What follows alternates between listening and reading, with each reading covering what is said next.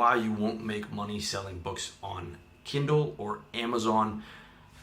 At least probably not, okay? There's exceptions to the rule, which is the top 1,000 bestsellers in Kindle who make a ton of money, and that is going to be your Harry Potter or Stephen King or authors with big PR teams and, you know, actual book deals and New York Times bestsellers and marketing budgets, okay? Very, very difficult to crack that, okay? I'm not talking to you if you're Stephen King, you know, watching this video, you got me. But for most of you guys, that is, I mean, there's about, 1 million Kindle books, another 2 million in print on Amazon, and that's growing exponentially. So getting to that top 1,000, you're looking at like 0.001%. I don't even know what the math is, but it's not good, okay? And the reality is you'll see guys promoting how much they made on Kindle, and that might be correct. I mean, obviously there are guys who are scamming, but there are guys who are, with big followers. You'll see what they're promoting on Kindle, and they're like, yeah, I made $5,000 on, this month on my book. But then you look and it's like, okay, that's launch month, and launch month will be the biggest month, and then month 2 and 3 will be decent. But then you look back to where the guy is a year from now, and it's not good, okay? And the way that you can see that is a site called kindlepreneur.com, and you go to their rank calculator. Okay, I've verified this. There's a couple other rank calculators for Kindle and Amazon, and of course they're estimates, but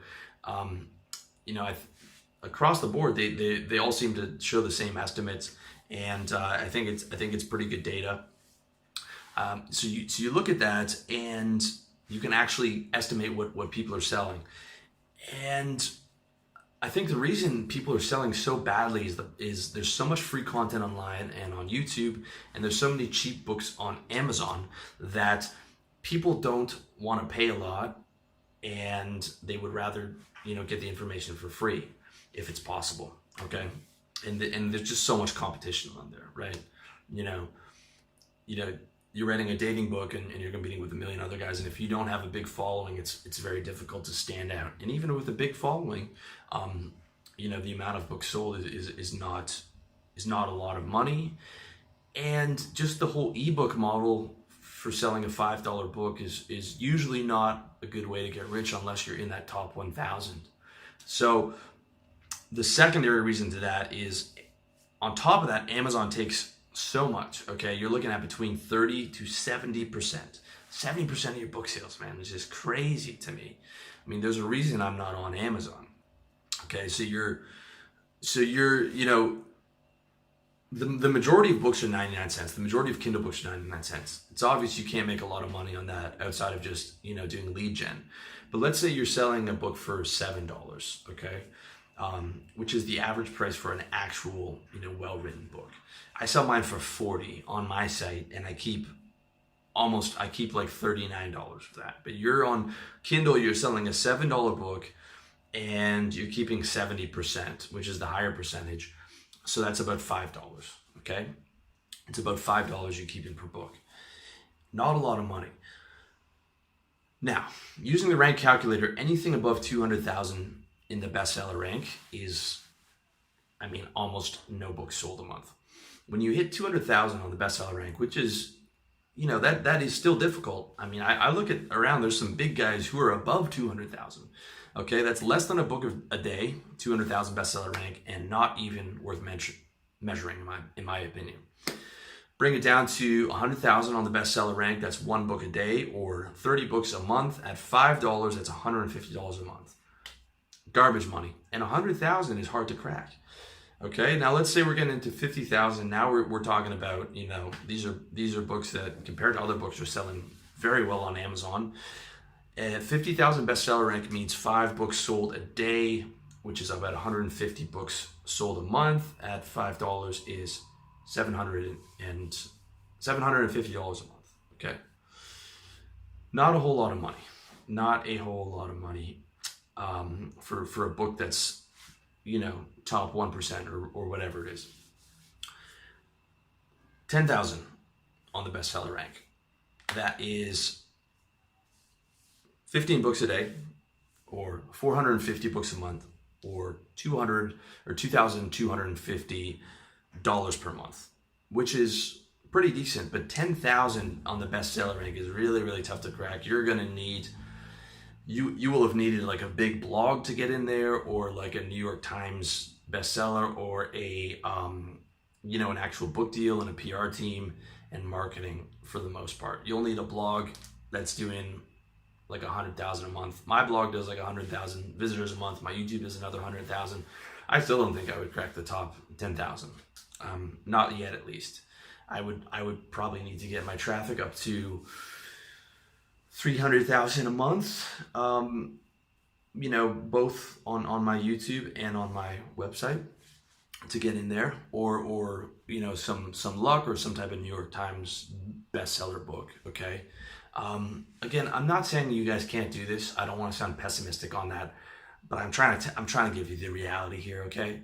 And bestseller rank top 10,000 is really big, and that's also hard to maintain. So you might look at the top 10,000 bestseller rank right now, but you go back to like 50% of those books a year from now, and they're going to be at like 100,000, 150,000 bestseller rank, because most of them are probably close to launch, or they were hot. There's very few books that sell like a Napoleon Hill, like they're selling consistently a lot of books every year.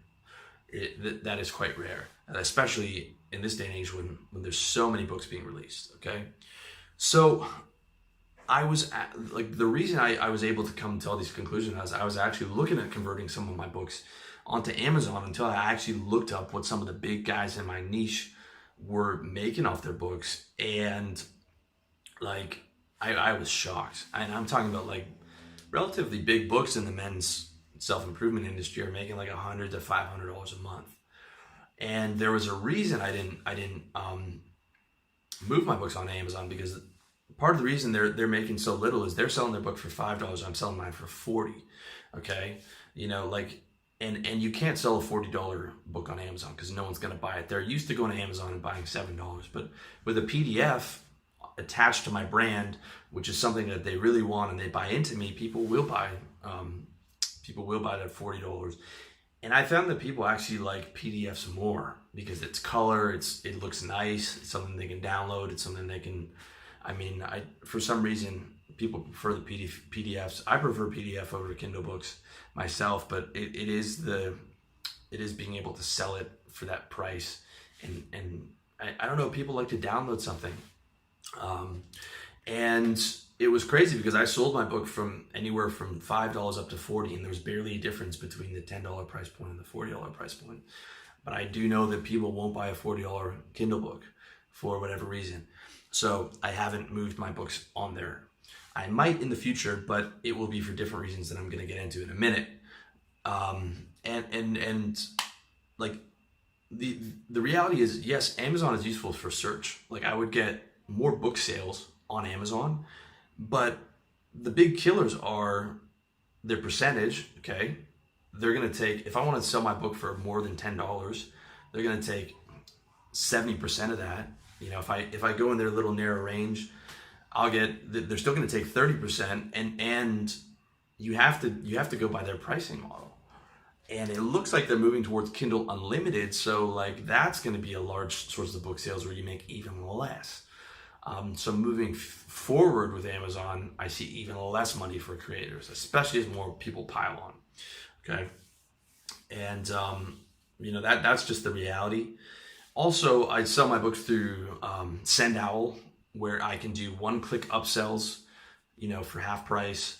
I can sell bundles. I can do abandoned cart emails. I can sell affiliates, because I give my guys a 75% of my book sales. So the guy makes $30 a sale. He's much more likely to do a review of my book than a $5 Amazon book where he's making like 8% of it.